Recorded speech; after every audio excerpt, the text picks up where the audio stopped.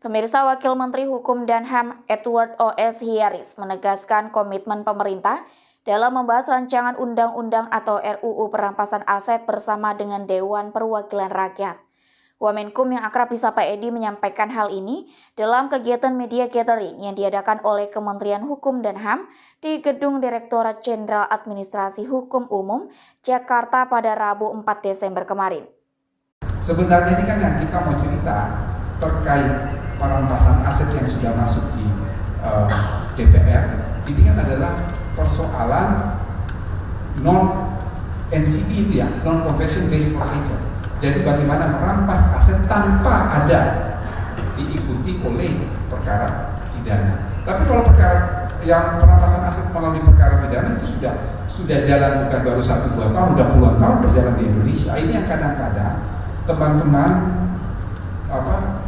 mencampur adukan bahwa seakan-akan tidak perampasan aset ini tidak menjadi prioritas dan lain sebagainya, padahal sebetulnya dalam praktek kita selama undang-undang tindak pidana korupsi itu ada dari tahun 1964, kemudian 1971 diubah dengan undang-undang nomor 3199 sampai terakhir 20 tahun 2001 ada yang namanya perampasan aset itu.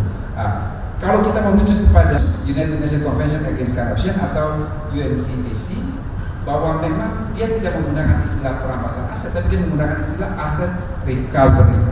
Jadi aset recovery itu tidak yang berawal dari pelacakan, kemudian itu di freeze, lalu bagaimana itu dirampas sampai itu dikelola.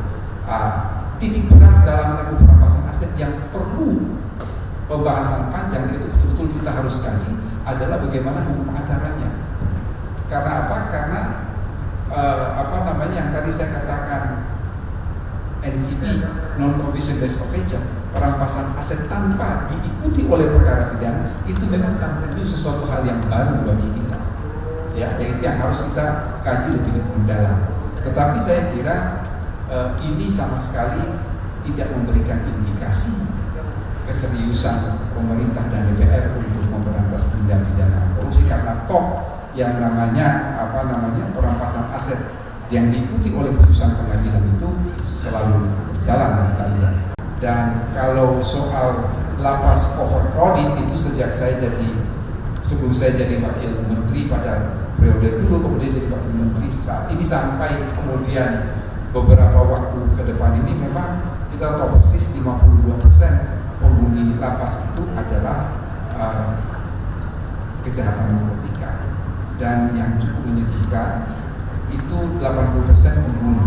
Yang lebih menyedihkan, sebagian besar pengguna itu BB-nya atau BB barang bukti itu di bawah 1 gram. Tetapi karena undang-undang yang mereka kan harus mendekam di dalam penjara minimal 4 tahun kan? Padahal barang bukti mereka itu di bawah 1 gram. Kalau kita mau lihat coverage itu berkisar antara 0,4 sampai 0,5 gram. Tapi karena undang-undang narkotika itu kan dia pakai indeterminate sentence. Jadi ada ancaman minimum, ada ancaman maksimum. Ini yang akan kita perbaharui dalam RUU narkotika. Jadi kalau terkait Bali 9, kemudian Manajer, lalu kemudian terpidana narkotika yang dari Prancis itu, saya kira ini nanti posisinya dari Kementerian Imigrasi Kemasyarakatan yang ini dikoordinir langsung oleh Prof. Yusri sebagai Menteri Koordinator. Baiklah pemirsa, ikuti terus berita menarik dan terupdate lainnya dengan cara like dan share di seluruh akun BITV. Saya Putri Purwitasari pamit undur diri dari hadapan Anda. Terima kasih dan sampai jumpa.